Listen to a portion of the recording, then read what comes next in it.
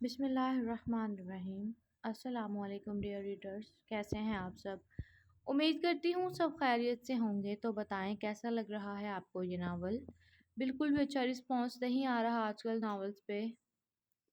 امید کرتی ہوں کہ یار اب آپ اچھا رسپانس دیں گے تاکہ ہم بھی ڈیلی آپ کے لیے ویڈیو اپلوڈ کریں، دل سے کریں، اور آپ نے بھی دل سے رسپانس دینا ہے۔ چلتے ہیں اپنے ناول کی طرف۔ میر نے عقیدت سے اس کے دونوں ہاتھوں پر بوسہ دیا تو ابرش جلدی سے ہاتھ چھڑوانے لگی۔ وہ بچے۔ میر کی نگاہوں میں کچھ ایسا تھا کہ وہ کپ کپا کر رہ گئی۔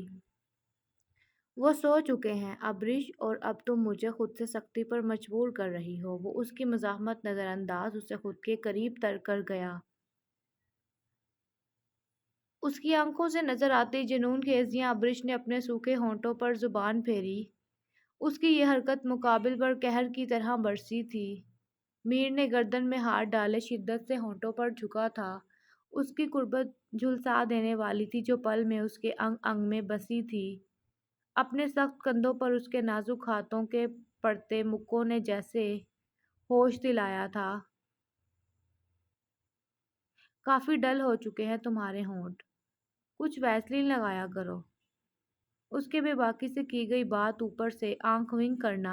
ابرش سرخی چھلکاتے چہرے سے سٹ پٹائی ہوئی دور ہونا چاہا۔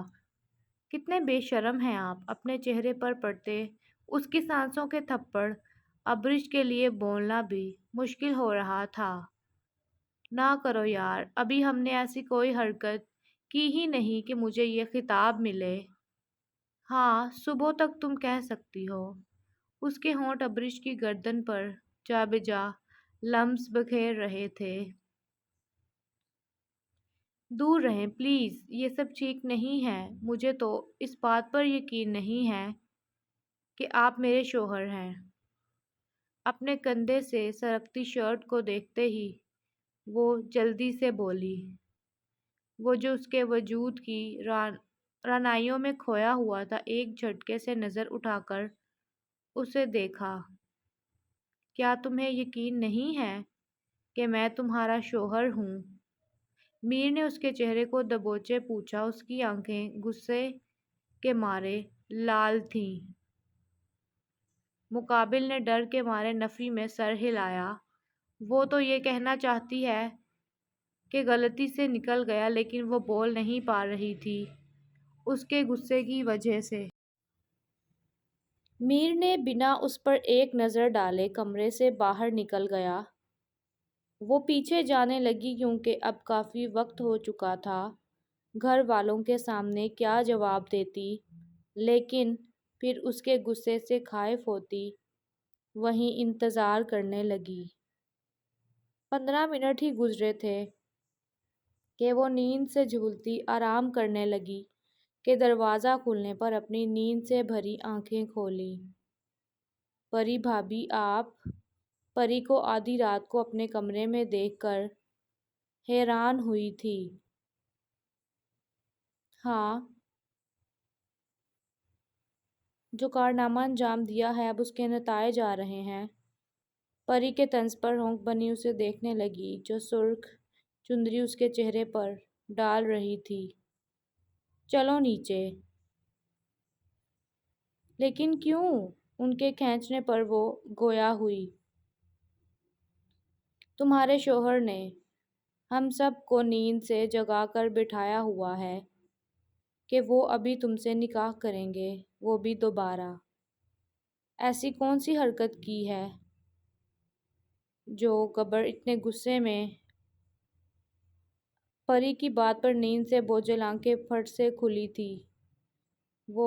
میں اور بدحواس سے وہ ان کے ساتھ کھینچتی چلی آ رہی تھی۔ کچھ پل گزرے تھے اور وہ دوسری بار میں میر سلطان کے عقد میں دے دی گئی تھی۔ وہ قریب پہنچتا کہ ابرش بدک کر بحرام کے پیچھے چھپی۔ میرا ضبط مت آزماؤ، پہلے ہی تم کافی کچھ میری برداشت سے اوپر کر چکی ہو، اور تم اپنی منہ بولی بہن کو اپنی آغوش میں سے نکالو۔ اس کا لہجہ اس قدر سرد تھا سبھی اپنی جگہ ڈر گئے تھے۔ ابرش بچے، یہ کیا طریقہ ہے؟ شوہر ہے تمہارا، جاؤ اس کے پاس۔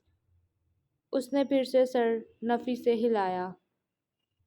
مقابل نے ایک جست میں بحرام کے حصار میں کھڑی ابرش کو اپنے کندھے پر کسی بوری کی طرح لادے سیڑھیاں چڑھ گیا اور پری مورے تو شرم سے سرخ پڑی تھی اس کی حرکت سے۔ وہ اسے اس طرح کندھے پر اٹھائے روم میں داخل ہوتا پاؤں سے دروازہ بند کر گیا تھا۔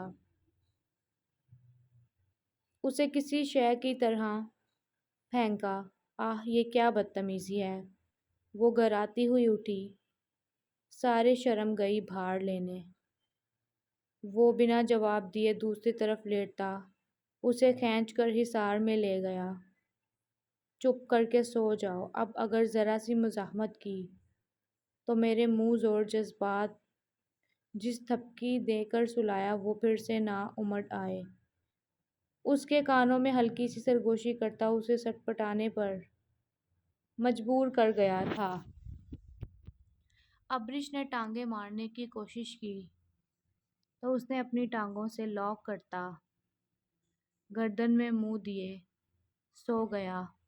آخر کار تھک ہار کر ابرش خود ہی ہار مانتی سو گئی۔ اسے سوتے دیکھ کر میر دوبارہ سے اس کے چہرے کے نقش و نگار انگلیوں کے پورے سے ٹریس کر رہا تھا۔ اسے معلوم تھا ابرش یہ بات جان بوجھ کر کی تھی تاکہ اسے غصہ آئے اور وہ دور رہے، لیکن اس کی آج کی حرکت اس کے دل کو دکھانے کا باعث بنی تھی۔ نیلم محمل سو گئی؟ میثم کمرے میں داخل ہوتے ہوئے بولا۔ جی سو گئی۔ اچھا اٹھو چلو میرے ساتھ۔ اسے اٹھنے کا کہتے وہ وہیں کھڑا تھا۔ لیکن کہاں؟ ایک تو تم سوال بہت کرتی ہو، پہلے ہی کافی ٹائم ضائع کر دیا ہے، اب خاموش رہنا۔ وہ آگے ہو کر خود ہی گود میں اٹھا گیا، اپنے کمرے کے دروازہ پر اتارا اور ایک بلیک ربن اس کی آنکھوں پر باندھا۔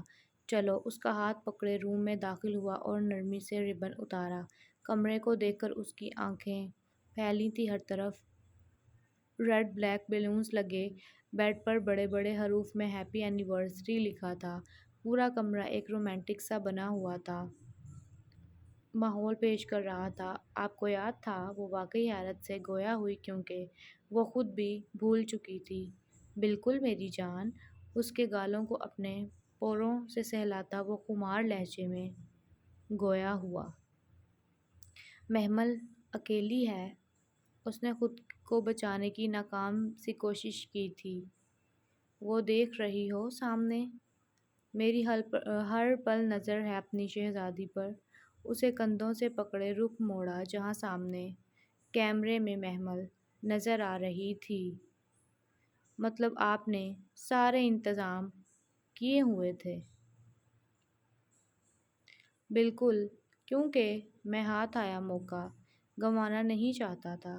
لٹوں کو اپنی انگلی سے الجھائے وہ اسے کنفیوز کر گیا تھا۔ چلو ڈریس چینج کرو، پھر کیک کاٹتے ہیں۔ اب کی بار نیلم کے آس پاس خطرے کی گھنٹیاں بجی تھیں، کیونکہ وہ جو لباس لے کر آتا اسے پہن کر وہ خود کو آئینے میں دیکھ نہیں پاتی تھی، تو پھر اس دشمن جاں کے سامنے آنا خود کو شیر کے سامنے پیش کرنے کے مترادف تھا۔ نہیں، میں نہیں پہنوں گی۔ وہ بوکھلا گئی تھی، چہرے کی رنگت سرخی میں بدلی تھی۔ میثم نے مسکراتے ہوئے ہونٹ کو ٹوئسٹ کیا، اسے پتہ وہ دن پورے آب و تاب سے آنکھوں میں آ بسا تھا۔ چلو جاؤ نیلم یار، آج والا کافی بہتر ہے اس دن والے سے، قسم سے۔ میثم نے معصوم سی شکل بنا کر کہا۔ پکا نا؟ وہ بند پیکٹ کو ہاتھ میں پکڑے پھر سے گویا ہوئی۔ نیلم یار، 15 منٹ 21 سیکنڈ ہو چکے ہیں، اب اگر تم نہ نکلی تو میں خود آنے لگا ہوں۔ ابھی بات مکمل ہونے ہی لگی تھی کہ واش روم سے دروازے سے नीलम निकली। मेसम यकटक उसे देख के मबहूत हुआ था। वो डीप रेड कलर का गाउन था, वो फुल स्लीवलेस गाउन जिनमें उसकी दूधिया बाजू आयात थी। सफ़ेद रंगत पर सुर्खी चलाता लिबास उसकी शख्सियत को निखार रहा था। You are looking hot my lady. वो पास आते ही नरमी से माथे पर मोहब्बत भरी मोहर जब्त करते हुए कहा। मेसम, वो जो उसके चेहरे में ही खोया था, उसकी आवाज़ पर सवालिया भरी नज़रों से देखा। मुझे कभी छोड़ेंगे तो नहीं ना? पता नहीं क्यों वो डर सी जाती थी। इतनी मोहब्बत, इतना मान कहाँ बख्शा था किसी ने। मुकाबिल ने जैसे अर्श तक ले कर गया। वो डर गई कहीं ज़रा सी फिसलन से फर्श पर ना आ गिरे। अगर मुझे चाहने वाले हज़ारों भी मिल जाएं ना, तब भी पसंद आने वाली सिर्फ तुम होगी। थोड़ी को नरमी से छूता, वो उसे मान बख्श रहा था अपनी मोहब्बत का। मेरा गिफ्ट कहाँ है? मैंने इतना बड़ा सरप्राइज़ दिया है, अब मुझे एक गिफ्ट तो मिलना चाहिए है ना? मैं आपको क्या दूँ? सब कुछ तो है आपके पास। रोमांस जो सिर्फ मेरी बीवी से ही मिल सकता है मुझे। तो ये तौबा करें मेसम, कैसी बातें करते हैं एक बच्ची के बाप होकर। नीलम ने कानों को हाथ लगाए थे बाकायदा। हाँ तो वही ना, अब कहाँ की शर्म, माशाल्लाह से बेटी वाला हूँ। और तुम ज़रा मेरे पास आओ।